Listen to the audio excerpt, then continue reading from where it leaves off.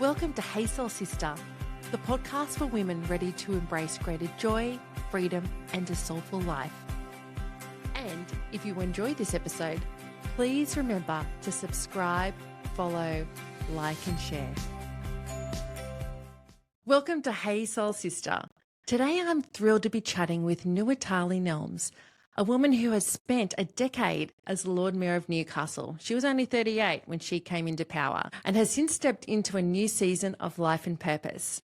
So in this episode, we're not focusing on politics, well, not much. Instead, we're exploring the person behind the title. Nuatali shares her journey of confidence, resilience, and leadership from juggling the demands of public office with raising 3 children to navigating criticism in the media and the public, standing firm in her values and shaping the city she loves. We also talk about what it takes to stay grounded under pressure, how she discovered the strength within herself, and the lessons she has for women striving to trust their instincts and step into their own power. Nua, we're so happy to have you here today. Hey, Nuatali, welcome back to Hey Soul Sista. Great to be with you. I know, I love it. So this is the third time you've been on Hey Soul Sista. Really? Yes. I know I've done it before. This is a different setting though. Very different setting, yes. And almost the next season of Hey Soul Sista as well. We're all in new seasons. Absolutely. We're all in new seasons, especially you, my friend. 10-year Lord Mayor, female 40-something-year-old Lord Mayor of Newcastle. And before that, councillor on Newcastle City Council. But Lord Mayor for 10 years, and you are now in a new season, post-Lord Mayor position, however you say that correctly. Yeah, absolutely. It was, exceptionally rewarding, very challenging, and I'm more than proud of the achievements that we did together as a team for the city. But it is also wonderful to have the opportunity to pursue other goals and other aspirations of mine. Yeah. So it's something I've been looking forward to post my time in office. Yeah. And it has been really rewarding doing other work. Yeah. I guess I was always really proud that the city of Newcastle had a young, vibrant woman as the Lord Mayor. And I know I've told this story to people before. I was doing a video shoot for Got Your Back Sister with a filmmaker. We were running around the city and we were coming to film at council and yourself and some other councillors and staff. And I remember I said, okay, we're going to see the Lord Mayor next. And the filmmaker said, oh, so what's his name? And I remember being really proud going, no, it's not a he, it's a she. It's she. The second female Lord Mayor in the history of Lord Mayors in the city of Newcastle. And you were what, 40?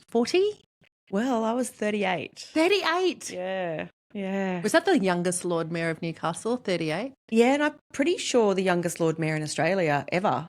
Wow. Because there's only Lord Mayors in capital cities and Newcastle and Wollongong. Yeah. And I don't think anyone's been younger elected, but they may have. That was at the time because another former Lord Mayor of Adelaide contacted me and he said to me, oh, you pipped me at the post. I don't know how old he was. He might have been 40 when he got elected.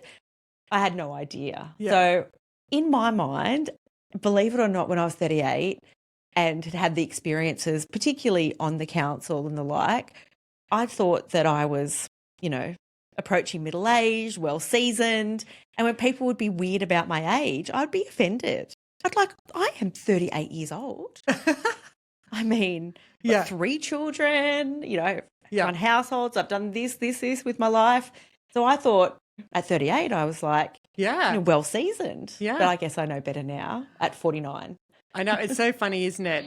When we get a bit older and looking back and you're like, I thought I was so worldly and I thought I was so old and when this older phase of my life and you're like, nah, actually not at all. It was very contrasting for everyone because not only were people not young in local government, they were also not predominantly women. Now, we'd been very fortunate in Newcastle and it had the first female Lord Mayor in Australia as well, Joy Cummings. So we'd had a female Lord Mayor. I can't remember off the top of my head how old Joy was, but her children were grown up. So I'm thinking she would have been 50s, 60s potentially. Yes. At that time. So more of a standard local government age. And it's only in very recent years that the age range has changed somewhat. But traditionally, when I was first elected, and that was obviously 6 years prior to that, so I was only about 31, 32, your average councillor in New South Wales was male, in their 50s, and from an Anglo-Saxon background, a white background. So you were shaking it up. Yeah, absolutely. Like with more and part of a significant minority in that sector. Yeah. What made you want to do that? What made you want to go into politics? Or was it go into politics or was it joining council? Because you did time as a councillor before you came the Lord Mayor. But what is it that led you into that, like down that path? Yeah, so I had been a member of the Labor Party for a number of years. My parents were in the Labor Party.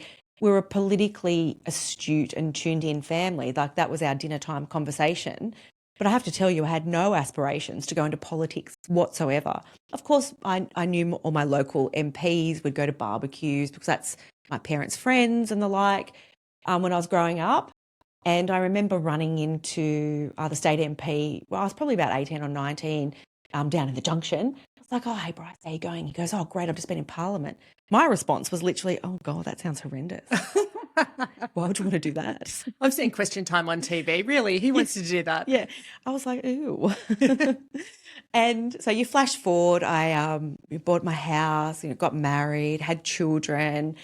And often when you're young, you're interested in quite international or national style issues. So, of course, after I had children, I was pushing those prams and I was going to parks and I was like, this is ridiculous. Yeah. This is ridiculous. This infrastructure is ridiculous. I think they'd started doing lockout laws. They were opposing any type of development in the city. My father was on council for a number of years. And I said to Dad, what is going on? And he'd been a bit ill and he was really ready to retire. He said, oh, you won't be able to change them. And I just had my third child, Ruby Lou. And I thought, well, I'm going to be off work. I've got 3 children under 5. I have a little bit of spare time. And the meetings are at night, so I might be able to juggle this. I was like, oh, Dad, I'm going to run for council. There's a whole swathe of baby boomers basically retiring.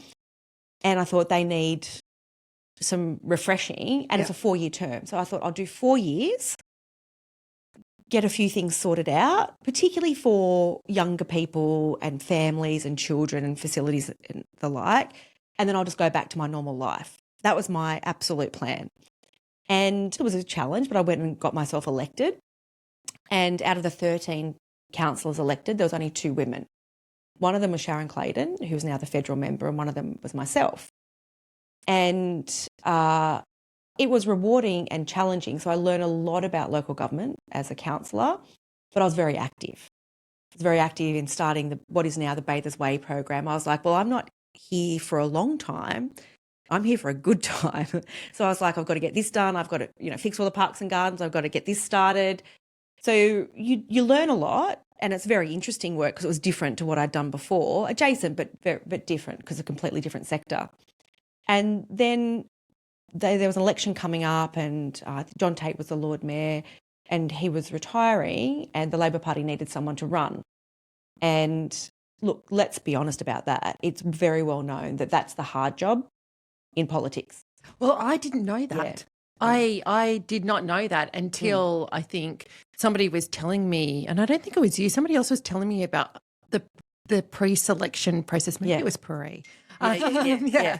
So you have to go to your party and they have to decide. You can't just go, hey, I'm putting my hand up. You have to be. Oh, yes, there's all of that process. That went on even before I could become a councillor. Yeah. Someone challenged me and then I have to win that process to be on the top of the ticket. All of that had gone on. So I remember Ruby being a baby going to people's houses and going, this is what I'd like to do. Will you support me? And I got the support. I love you went door knocking with the baby. Yeah.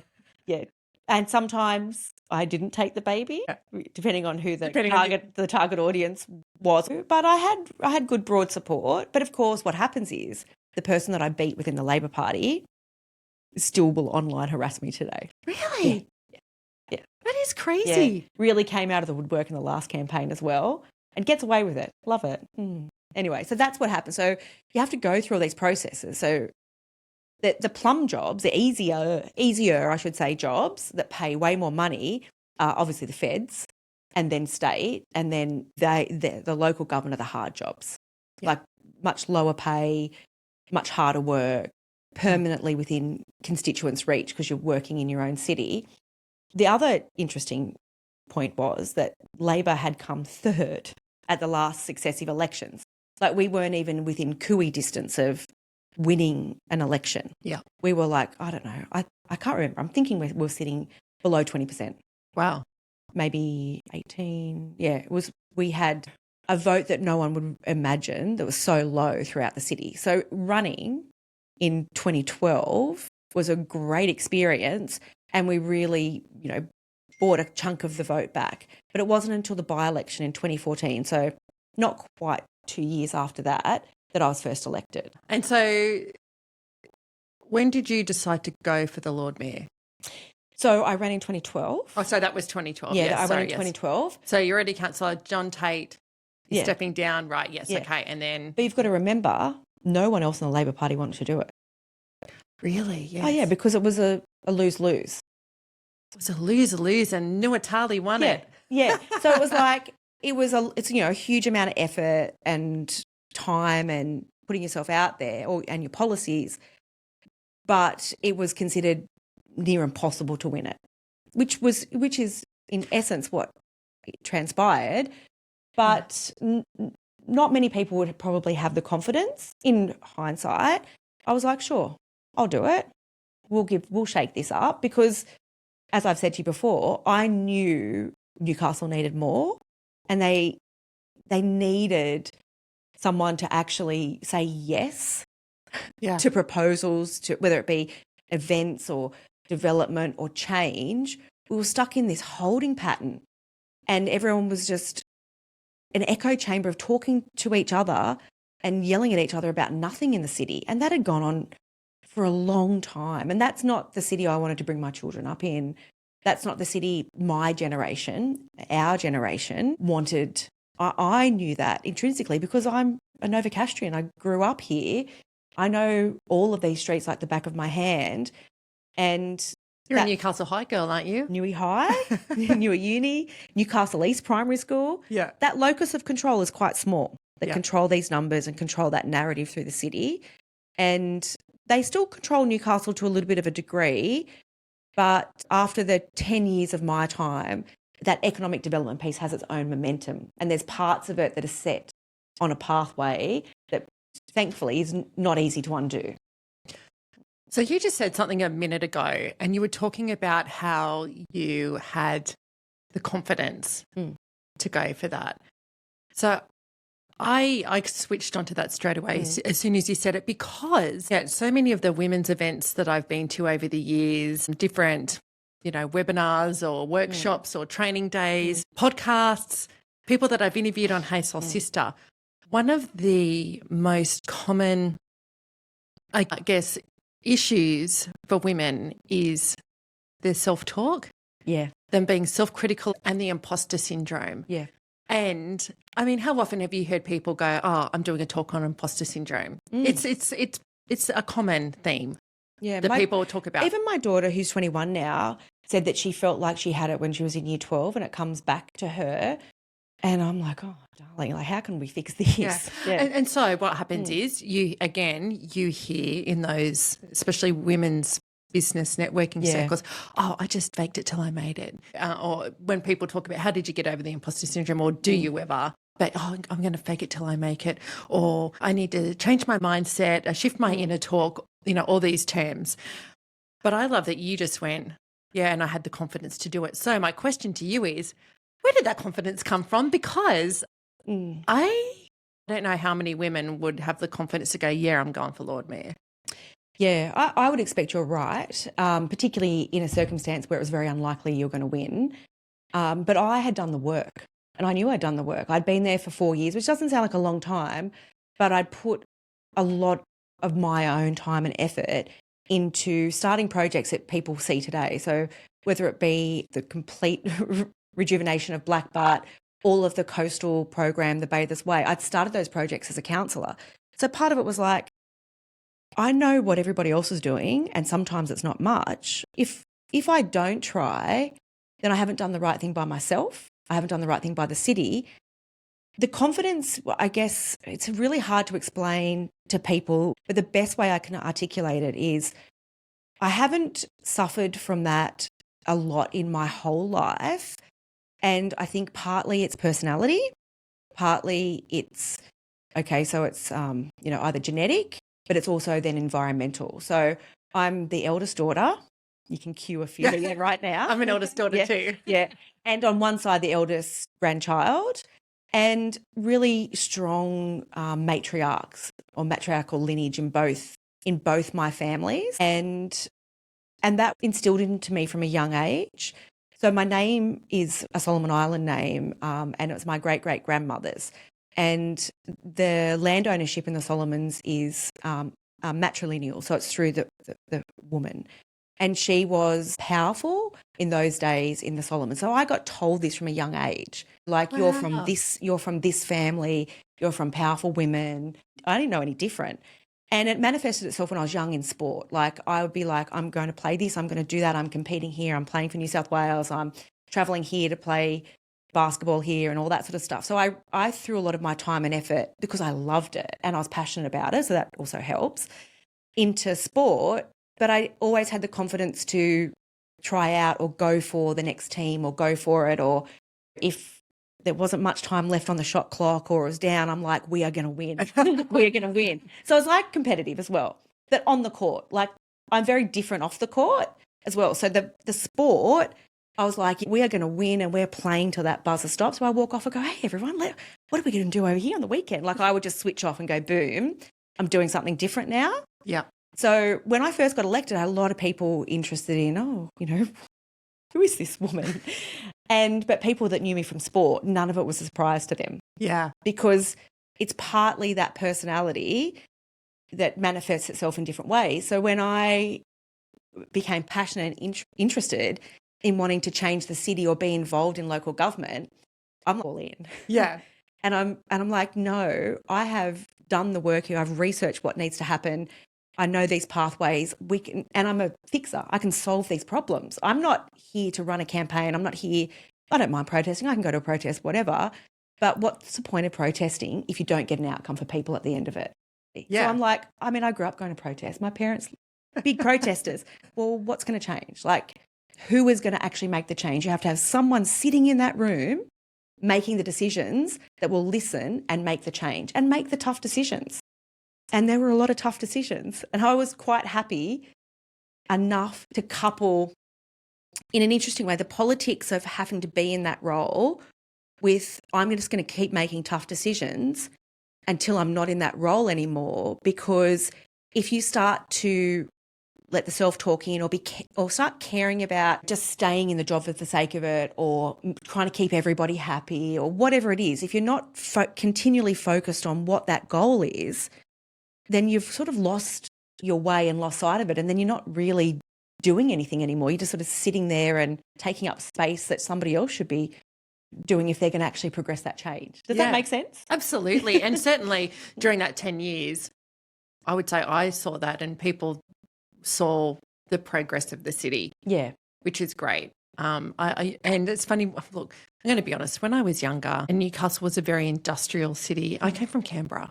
That's right. As well. This. My dad was a public servant. We moved to Newcastle when they opened the tax office in 1985. And so I will say that I think it was one of the best decisions that my dad ever made was moving from Canberra to Newcastle. And so moving to Newcastle, I had a Canberra lens of the world. Okay. So yes. So because in Canberra, where I grew up, I was born and grew up, it was a new suburb. I went to a brand new school. Everything was brand new.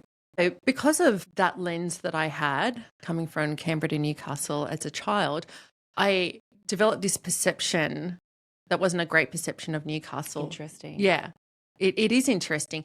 But my point of this is that I really, over the last, I would say probably 15 years, developed this real pride in the city. And look, and I didn't know you, so I know you now. Yeah, but correct. I didn't know you then. I remember seeing an election and seeing your head on posters around the city. But I remember thinking, oh, there's a young woman going for council. Got a lot of feedback on many of those different posters over the years, both good and bad. Yeah. I mean, but you have to do it, right? Yeah. But I didn't know you.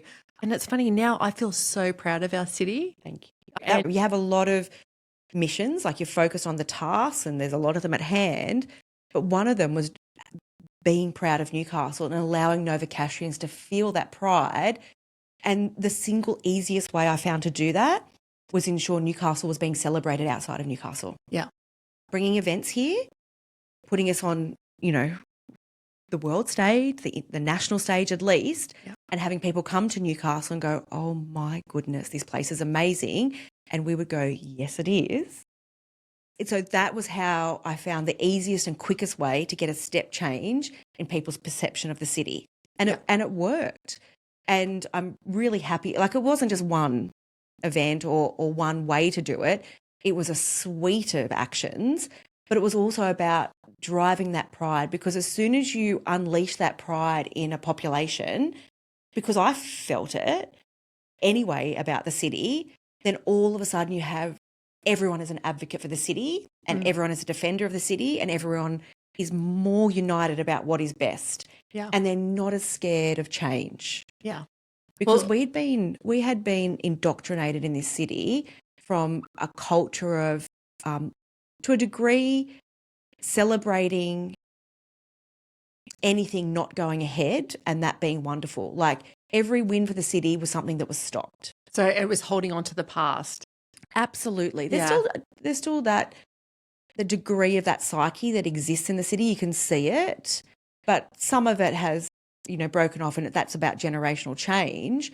But you have to have something else to hold on to besides the past. And it's often not a true reflection of the past. It's often nostalgia. It's Hunter Street was better, 50. Was it though? Really? Was it? When the horses were there? Is that what you're talking about? Like, the nostalgic view inhibits growth. Yeah. So it's great to be nostalgic. That's wonderful. But what are you doing for the future? What are you doing for the future? And the only other thing I would say, because of my experience, this is in complete contrast to yours, which is super interesting to me. And there's not much between, it's like a couple of years, so similar generation. When I was living here, and I've told this story a few times, I was like, because I lived in Brown Street, David Jones was our corner store. We'd walk down to the bars, like we lived in the city. I was like, this place is amazing. Yeah. I was going on exchange to the US to play basketball when I was 16, and I was looking for a book to give my family when I went and stayed with them to play. Yeah.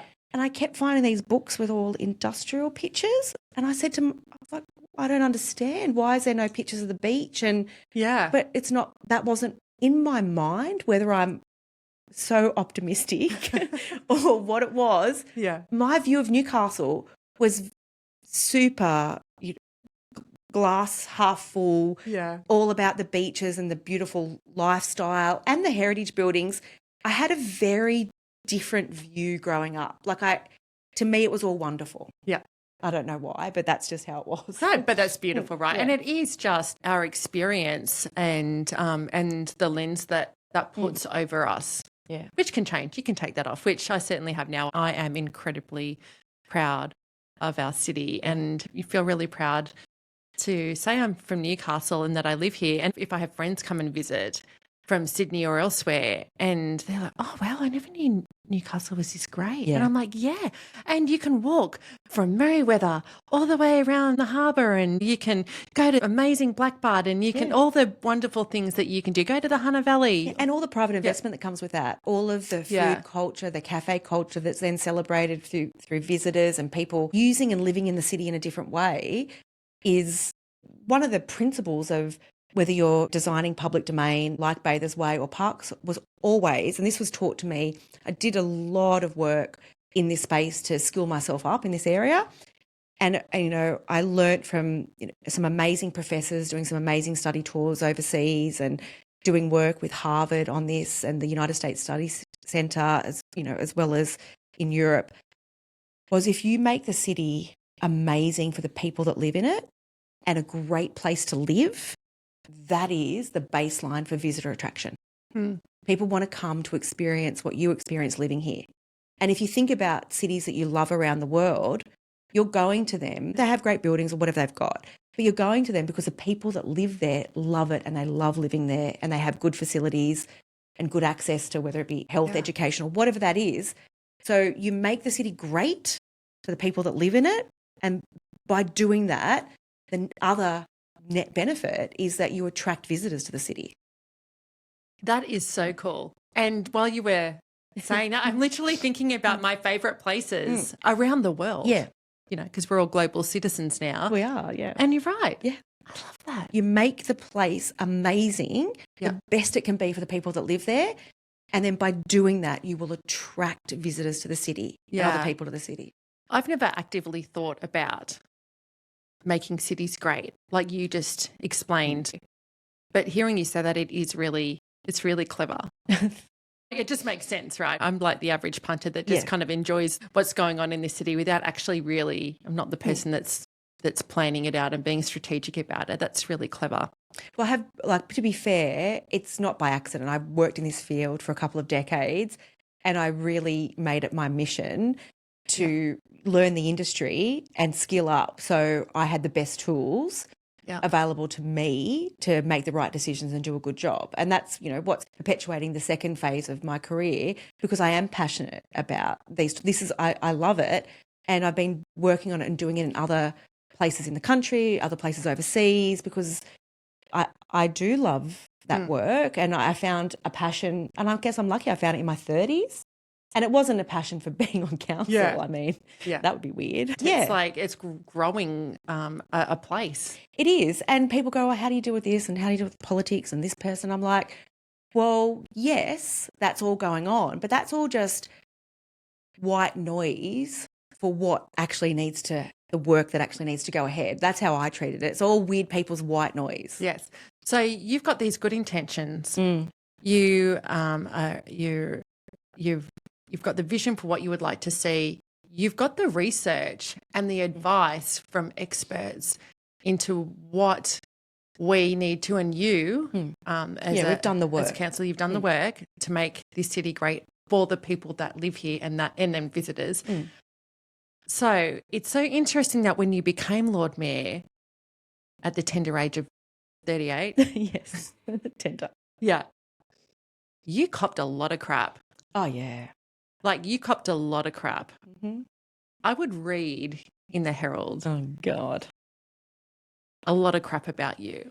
So. Yeah, I learned a lot about don't believe what you read, because I would know what was actually happening and then I would see what was in print. I'd be like. And some of it was super petty, right? It was super petty. It was like 99% of the time that was factually incorrect. Yeah. I gave up trying to, I just went, okay, just write whatever you want to write. I'm doing this. And if this is how you want to spend your time, knock yourself out. Yeah.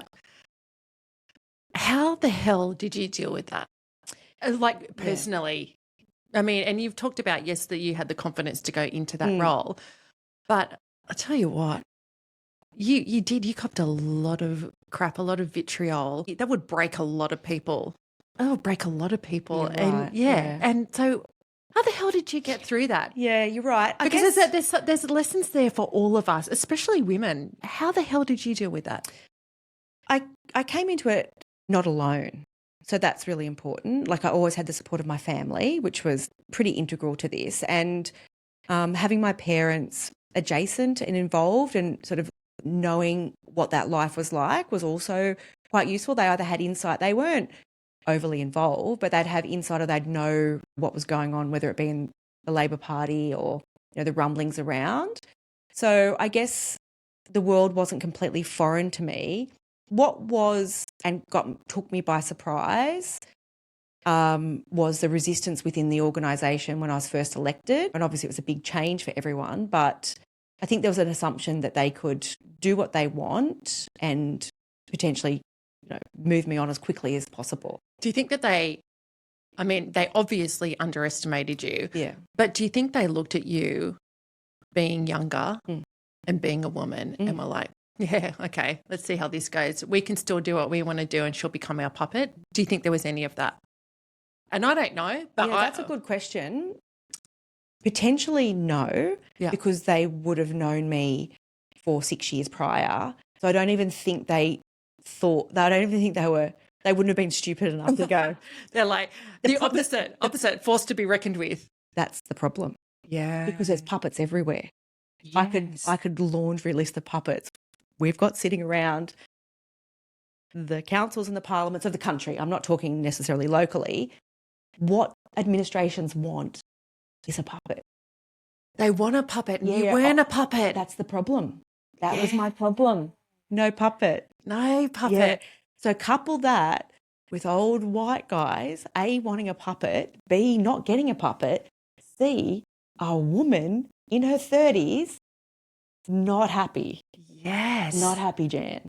Yeah, wow. Yeah, not happy at all. Okay, so I, again, being a bit clueless with all of that, I misread that whole thing. Yeah. Okay. Yeah. So a lot of my career is marked by the complete opposite of doing what anyone particularly wants me to do, besides what I think is right. Yeah. So, and I'm fine with that. Yeah. And it's worked to a degree. Often in some areas it doesn't work. You rub up against whatever the friction is too hard, but I'm happy to rub up against it because I'm like, no, I'm right. Yes, and I'm going to share that story because I love this story. Back in 2017, maybe, it was the beginning of 2018, I had somebody who was trying to get into politics and had befriended me through Got You Back Sister.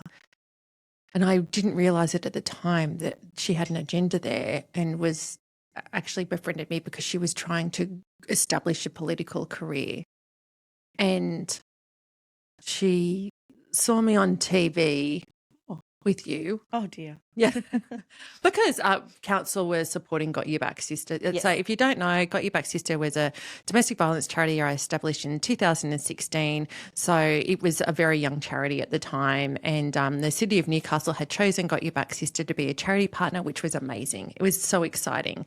And anyway, this particular woman who was trying to establish herself as a politician and had befriended myself because of the charity, so she looked like she was doing community charity stuff, saw me on TV with you and some other councillors as well. It wasn't just you. No, there was a a number of City of Newcastle councillors with the supercars. Yeah. It was the first year of supercars was happening in Newcastle. She saw me at a press conference speaking about being a charity partner and got so nasty. So nasty. I was so blindsided. I had not experienced anything like that. And she tried to go to the paper. She made up lies. Yeah.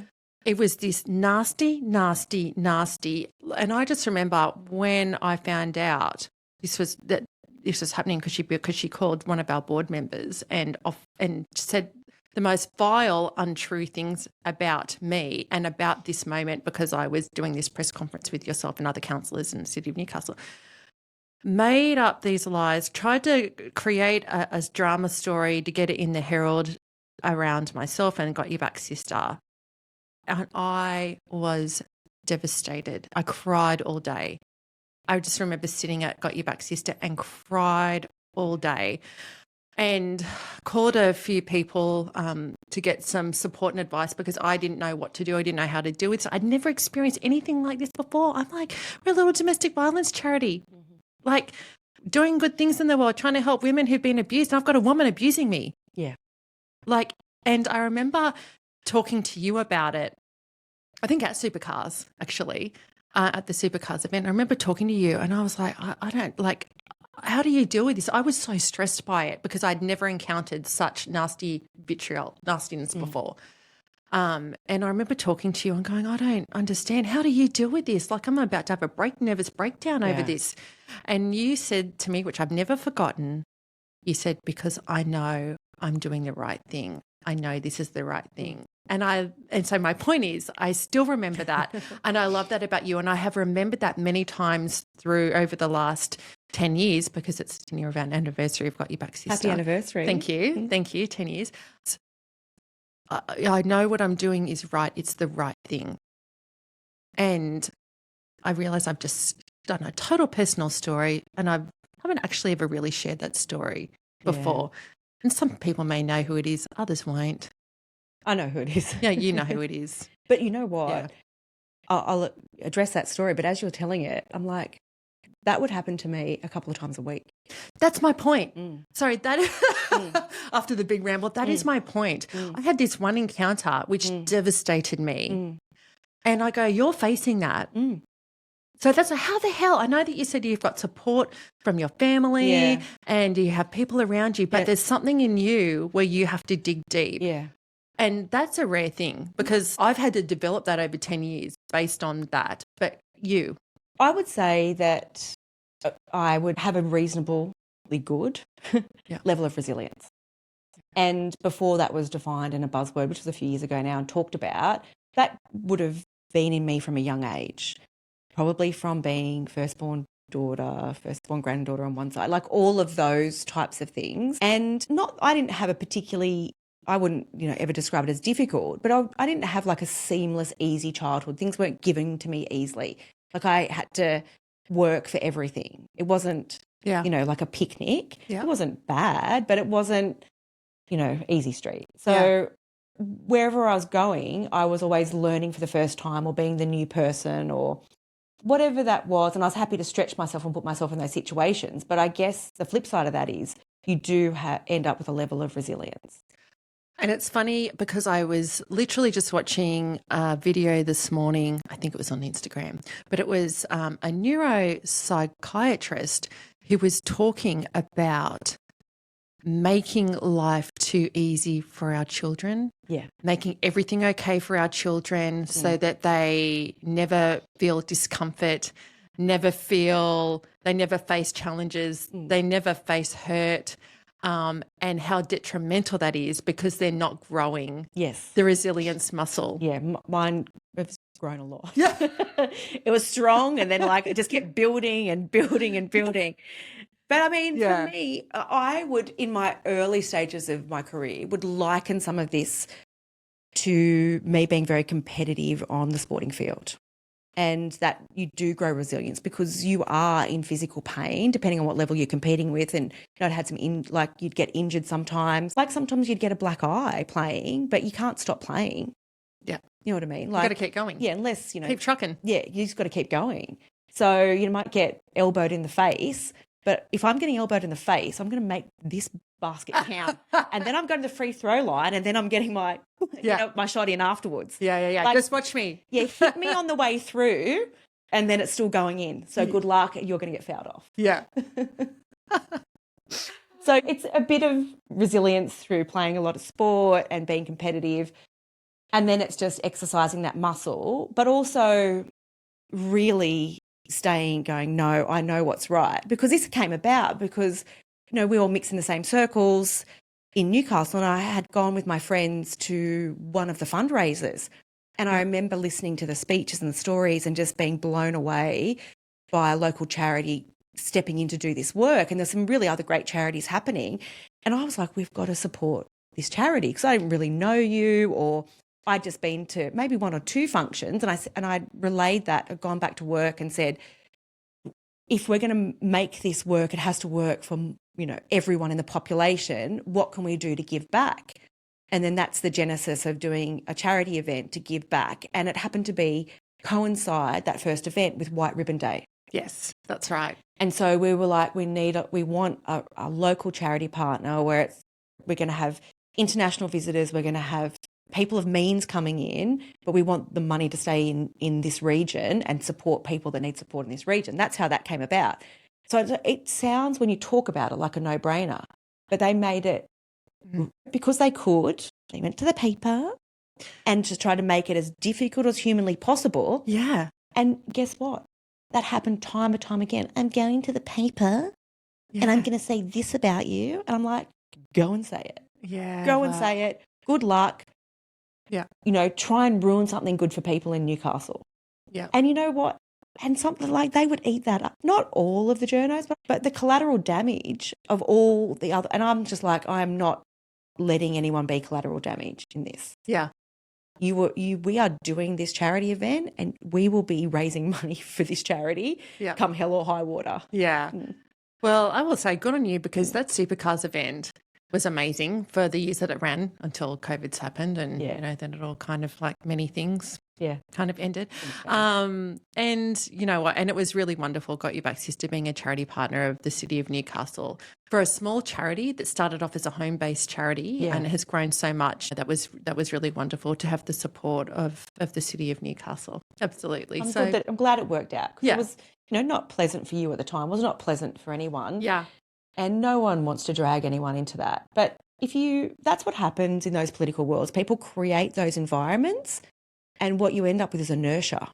Yeah. If you allow those environments to thrive and win, nothing will change and no one will do anything, because everyone will be scared. And you have to be a little bit fearless. Do not be scared of people bullying you. Like, stand up to the bullies. Yeah. Stare them down and say, I don't accept that bullying. Please move to the side. We are going to do this. Yeah. Love it. Love that. And there's lessons for all of us in that. Yeah. Absolutely. Especially in this world what's unfolding right now in the world, which we were talking about earlier with the release of the Epstein files and what's coming to light in terms of men in power and the abuse and mistreatment of women around the world is under the spotlight again. And it's just sickening. It is. Yeah. Absolutely. Yeah. And what happens when what they say about absolute power and corruption, there are always victims. But whether it be that instance or another one, you look at the victims consistently around the world, it's women and girls. Yeah.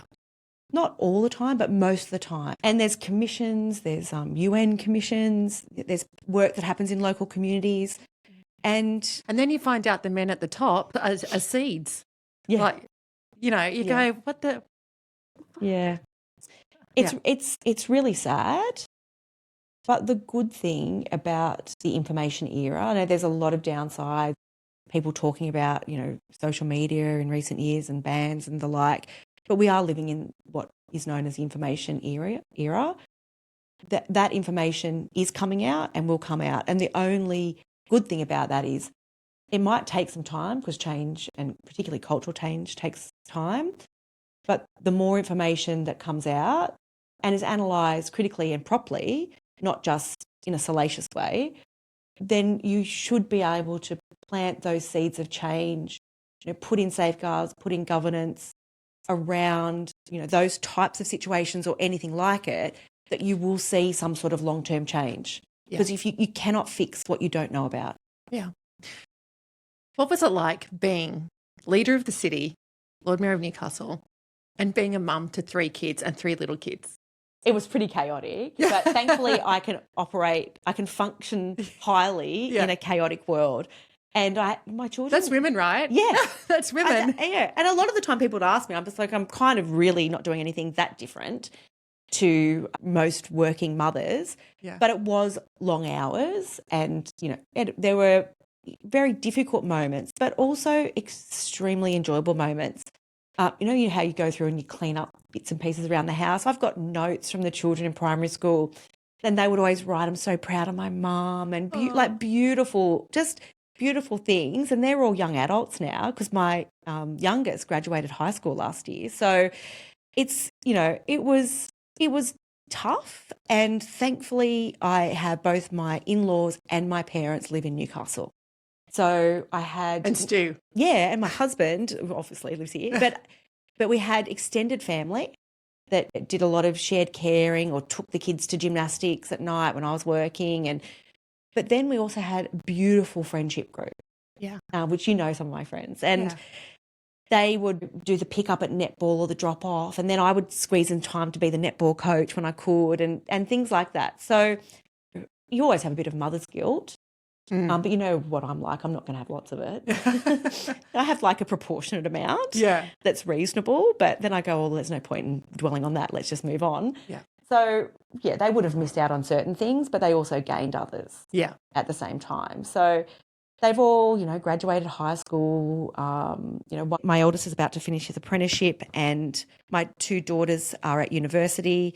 So they seem to have survived relatively unscathed. I don't know if they'd rush into politics, but they are very attuned to it. Yeah. I mean, even my son, who's doing an apprenticeship in carpentry, came home the other day to complain about people not understanding what the different levels of government do when he talks to them in conversations and the difference between the Houses of Parliament. I said, sweetie, just keep telling your friends. I said, keep explaining it to them because they really need to know and they need to understand the political system you operate in because they're going to turn up, and they have been for a number of years turning up and voting. So it's very important. Yeah. I'm going to share this story because I love this story. We were outside McDonald Jones Stadium back in 2017. It Got You Back Sister. We were partnering with the Newcastle Knights to do a halftime activation at one of the games, which was huge. That was a huge coup. Yeah, that's great. It was huge great. coup. I remember it. To partner with such a big public event, a Newcastle Knights game, and be in front of tens of thousands of people. Plus, we did a whole media campaign in the lead up to that, which is around DV education. Anyway, because of that, we had to do a photo shoot out the front of the stadium. There was myself, you, I think we had John Chin, Helen Cummings, Joy Cummings' daughter, Clint Newton. Yeah, he's a lovely guy. Yeah, so we were doing this photo shoot to promote the Newcastle Knights Got You Back Sister halftime activation. And you showed up and it was school holidays. So in the car you had Ruby Lou, who would have been 8 or 9, and you had Stella, and Stella had a friend. Yeah. And I just remember Ruby Lou, she was not happy. You'd been opening parks all morning. You'd been dragging the kids around because it was school holidays from park to park, opening these parks. You showed up for this photo shoot and Ruby Lou, she had the shits. Really? She was not happy. She was in the back. She's a Cancer. Is she? Yeah. They're a bit moody though. So there's 3 of them in my house. Oh, yeah. And I just remember you were waiting for the photographer. You're trying to deal with your daughter who's having a tantrum in the back of the car, and Stella's with a friend. Can we go get some snacks? And so they're off to get some snacks. And I just remember watching going, you know what?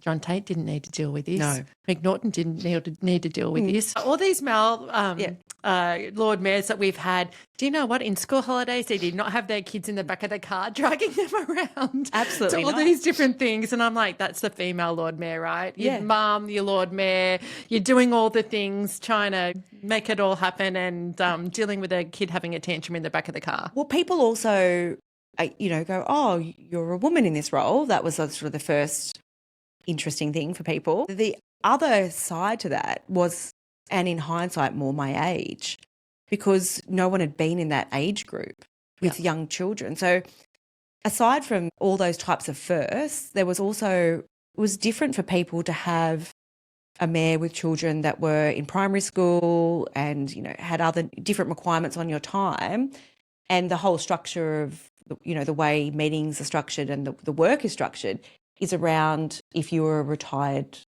businessman. Yeah. That's the structure of local government, the way the meetings are in the evenings, and that's how it's structured. You're a property owner and you run a business, and then you retire and you go onto your local council. Yeah. That makes sense. So, yeah, it does. So the structure makes sense, but it wasn't structured for a working mother with children. So when I wanted to access childcare, they made a big deal about it. Yeah. Oh, yeah. Yeah. So I didn't access it very much. Yeah.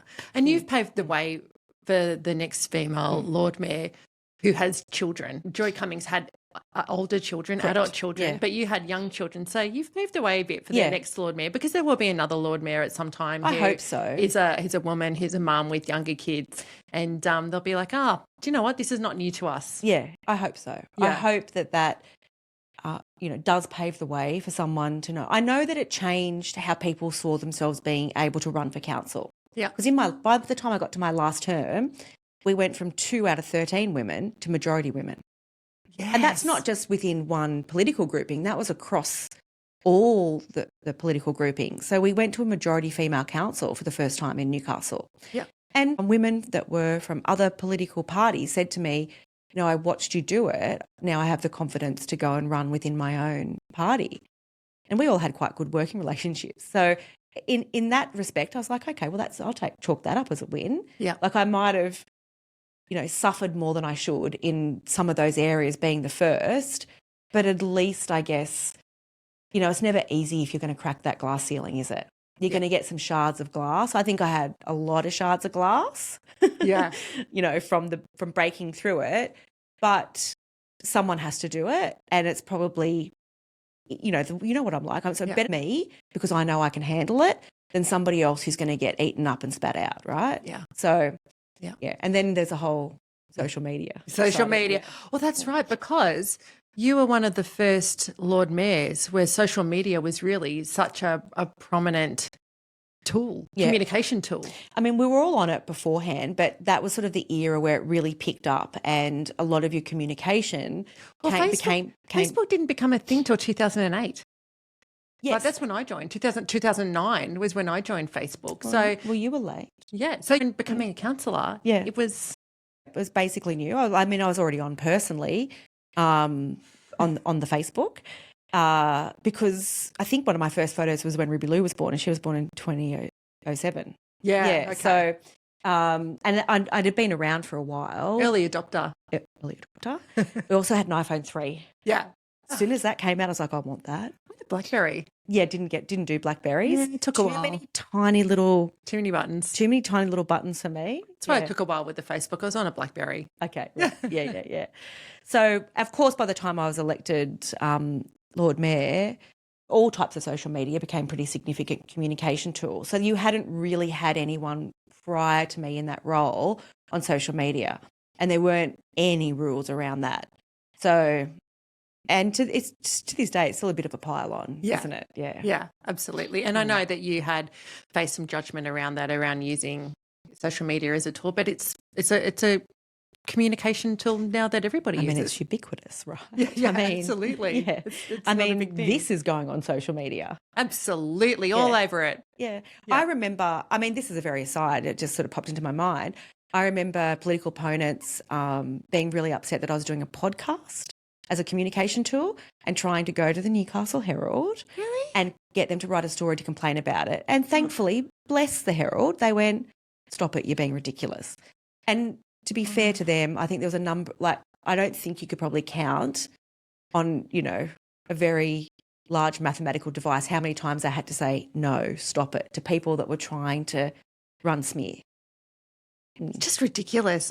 To me, I'm like, I'm all about wanting to live this peaceful, soulful, calm life, joyful life. That's one of the reasons for doing Soul Sista is actually because, you know, sharing that information and living a good, positive life. And I know that we're talking a lot about what you've experienced, but we're going to end on a big positive note. Yes. Well, you have to, like, there is all of that goes on. Yeah. We haven't given the laundry list of the changes and what's happened in the city. And for me, you don't want to have to experience some of it, but how worth it is for the change that's happened in Newcastle. It's unreal. And can you imagine if some of that didn't happen? Yeah. Where would we be right now? Yeah. Absolutely. I love our city, and again, I'm so proud of our city to see how it's really grown and advanced. Even things like the Big Picture Festival. Oh, yeah. How cool is that? That's to see cool. these big, beautiful murals around the city. Yeah. I think that is awesome, and that's just one thing. Yeah, it's amazing. Yeah. I love that. Yeah. It's good. It's, you know, celebrating public art and street art, and I didn't start the festival. There's a lot of other creatives, but what we did with the creatives is try to, you know, figure out what could be a canvas for them, whether it be building a new art gallery, doing that, because you want creatives living and working and creating in your city. And it makes the city beautiful. Oh, brilliant. It's beautiful. Yeah. Hats off to all the Big Picture Festival people, including Alex Morris. I know that you were involved with that, so high five to you. And everyone at the Creator Incubator. Yes, Amazing. Creator Incubator, Braddon and the team. Yeah. High five to you guys. Legends. Okay, so tell me, what are some of your proudest achievements? In terms of just straight work ones? Yeah, just over the last 10 years since being Lord Mayor. We're finishing on a high. On a high? Yeah. There is a long list, but I inherited an organisation that was exceptionally problematic, a little bit of a basket case, that was also financially insolvent. Yeah. And now it's one of the most financially sustainable councils in the country, which is the benchmark to being able to deliver. So there was all of that internal work that I really lent into with the organisation. And I have to tip my hat to the executive team within the organisation and the renewal that went on. When I started, I think there was a senior leadership group of a couple of levels, would have been all but all of them, so at least 28 of them would have been men, 27, 28, one woman. Now it's 50, actually now it's 60% women, 40% men in that leadership group. And that wasn't, we didn't put a quota in, we just, changed the way we operated internally to be more responsive and to also, fix all those. And you don't always fix them in a bureaucracy. But working on the organisation with that team was really, really important work that nobody would see. That's not what you would see. But allowing those people to shine and thrive and be the best they could be at their job, they're the ones delivering every day for the city. Yeah. The internal staff, and having a team that wanted to focus on that and that cultural change within the organisation. So that's, what I would chalk up to a really good outcome. And that sustains over time as well.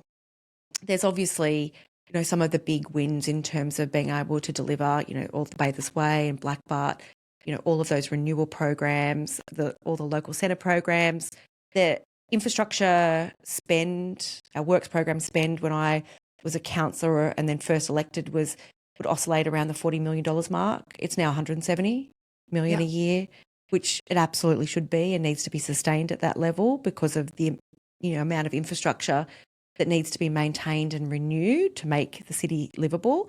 So that's getting all of those basics right allowed us then to do the value add on top. And that is around, attracting events to the city, providing that platform for culture to thrive, whether it be investing in a new art gallery, investing in festivals like the Big Picture Festival, music festivals, writers' festivals, whatever that might be, creating a space for culture to thrive and also be celebrated. Yeah. And for me, I, have really good, strong friendships and, work relationships with people that I work with, people that I was on council with, people that supported me and worked really closely with me, like the Deputy Lord Mayor at the time, Declan Clawson, who was amazing. Like none of this happens in isolation. I was at the front, so you get credit and drove a lot. You take a lot of the bullets, but that wouldn't work unless I had the support of the council and a successive Labor caucuses that always work together highly. That's never happened before in the city. Yeah. People forget that. Normally there's some sort of, infighting or whatever it is going on. We were always very aligned. Yeah. What wisdoms can you share with the women listeners about what it was like being a woman in a high-profile leadership position, and you really were up against it? You did great work, but you did come up against it. Yeah. What wisdoms can you share? Yeah, I'm not going to sugarcoat that. It was difficult, but difficult for me isn't necessarily bad. Yeah. It's a challenge, and I don't mind challenges for me personally. So when you have a challenge and you achieve it, it's very rewarding. So in that sense, it's essentially very rewarding. Little things like I learned, there's a lot of people, and this is completely fine, they're just not that interested, they just don't care. And like I can be working as hard as, I'm working, I'm trying to fix this, I'm trying to fix that. People say to me, just stop, no one cares. No one really cares. There's all this stuff and there's people being mean to you, but really no one cares. I'm like, well, they're not wrong. So you can be burning yourself out, and realistically what you need to focus on, and what I have learned is like, what do I want to achieve out of this? What does success look like for me that then brings success to everybody else? Yeah. Rather than what does everybody else want from this and how can I please everybody else? So when you switch that around and go, what does success look like for me and what do I want to achieve out of this? It helps you just Yeah. put boundaries and reframe that narrative. And some of it was literally just showing up. I Yeah. don't actually have to do anything or fix anything, because I'd always be trying to add some value and fix 5 things at once. No, they just show up. Yeah. Just be there for whatever, in the right context, just be there and show up. You don't have to fix everything. Yeah. So that was a good lesson. You know, eventually I learnt that lesson, and I would then go, I am here for you, and I don't need to fix everything for you, but I am here. Yeah. And it is interesting that we can all at times get fixated. I know I certainly did it with Got Your Back, Sister. I could get fixated on that and think it's the most important thing in the world, Yeah. and that everybody should see what Yeah. I'm doing Yeah. as the most important thing Yeah. in the world. And then you actually realize one day that everybody's just worried about themselves. That's my point. That's what I was going to say. And so you're doing all this work, Yeah. and then you're like, Yeah, without question. That's a good, I know it sounds a little mean, but it's the truth. yeah, Everyone, not to the degree that it might sound like it, but once you realize everyone just cares about their own stuff and themselves, I realized that early on, because people came to me for all sorts of stuff. yeah, They didn't care about the city or the broader outcomes. They just cared about their own stuff. yeah. All they cared about. And that is a bit of a lesson. And I say it's a lesson in that it's don't take it personally. When you're really excited and passionate about something, and then you realize actually there are not as many people excited about this, and why aren't they? And you're like, actually, don't take it personally, just because people have got their own stuff going on. Yeah. And, you know, Yeah. and that's okay. That's life. Yeah. So when you realize like either no one cares or they only care about their own stuff, then you can just go, well, what do I think is right and what do I need to focus on? And that can be really liberating and a really clear pathway for whatever it is that you're doing. Yeah. So I've had some really successful, smart, accomplished, wise women come on Hey Soul Sister, sharing their stories and sharing their wisdoms. And a number of them have talked about identity, and identity in that they might have had a business or they've had a role that's a very prominent role, an accomplished role. And then they've stepped away from that. And they've realised how much their identity was attached to that. And look, I've certainly experienced that. You know, we've Got Your Back, Sister, when I made the decision to just be on the board, chair the board, but I'm not going to manage the day-to-day anymore. Yeah. There was a lot of letting go there that I went through. I consciously knew I would have to do it because, you know, I was a bit clued up that was going to happen. So I went into therapy and whatever. But I have had other women, like, for example, Jacinta McDonald came on just a couple of months ago. She founded Anytime Fitness in Australia. And she talked about when she stepped out of that, she sold out of Anytime Fitness, and she was was doing a lot of speaking and was heralded as being this amazing female founder and businesswoman. And then all of a sudden it's like, who am I now? Yeah. That I am no longer Jacinta McDonald, founder of Anytime Fitness and running Anytime Fitness in Australia. Very successful. Have you felt that at all? Stepping out of the Lord Mayor role? Yeah. And I think I touched on it a little bit earlier of how I treated the role from the very start. So when I was first elected, it was very much like, we are here for a short time, not a long time. So I came in with a mindset that wasn't ever like, I'm going to be here for a very long time. I came in with, I have to work hard right now and achieve everything that I can in a short period of time. Yeah. Now, I was successful enough that just continued on. But at the start of 2024, I had already made a decision that I wanted to leave. And not in a negative way. I walked around the office one day and I don't know what I was doing. I was by myself. And I'd been out and I'd walked around and I'd been thinking a little bit about it. And I thought, okay, I need to take a moment and think about this. And I walked back in and I went, I'm done. I knew I was done. And that had nothing to do with anybody else besides me. And I'm like, okay, I've got to get out of here. What do I want to do? So I sat with that. This is before the last election. I sat with that for maybe a month or two, just by myself, and I made some space. I told a couple of people, and they're like, you can't leave. what are you going to do? You've got to find something else before you leave. So even if the last election, I think if 1% of the vote changed, like literally 1,500 people changed their vote, I would still be stuck there. And I had already decided what I wanted to do and leave and said, I'll give you 18 months. Yeah. So I'd be going now anyway. And it wasn't that role because I'd achieved what I wanted to achieve, and I wanted to be in a different work environment. There was, a level of appreciation that had gone to like an unacceptable stage of, people harassing you and bullying you at work. Like it had gone to a stage where it was like, no, they are not worth my time and effort. And I don't want to be in this environment anymore. But it was also about what do I want to do next? And it was adjacent style of work. It was still in the same way, but it was pursuing my passions for helping cities develop and build. And that's taken me to a couple of different roles. It's taking me, next week overseas to work with cities overseas. So in that respect, I am in a good place, but I had to sit with it myself and go, what do I want to do when I knew I was done? Yeah. But I never made the mistake early of ever attaching my personal identity to a job. Yeah. It doesn't matter what job it is. It can be a non-high profile job. Yeah. But because the unattaching of your identity to that is tough. Yeah. Yeah.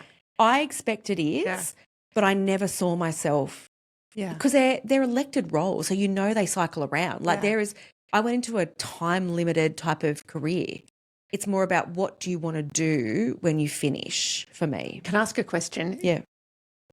Given that, did it still sting when you didn't win the election? Oh, Did that still sting? No, well, not sting. I was like, oh, damn, I didn't want to leave like that. This. It was 1,500 votes. Yeah. If 1,500 votes changed, I would have been stuck there. And I thought, but what if I couldn't get out in 18 months? Yeah. Well, thank you so much for sharing your story and your wisdoms. Oh, that's nice. Thank you. Yeah, and some pleasure. And some insight as well to what actually goes on behind what we only see in the media and the grapevine. The grapevine and the media. Because you've done amazing work in Newcastle and serving the community.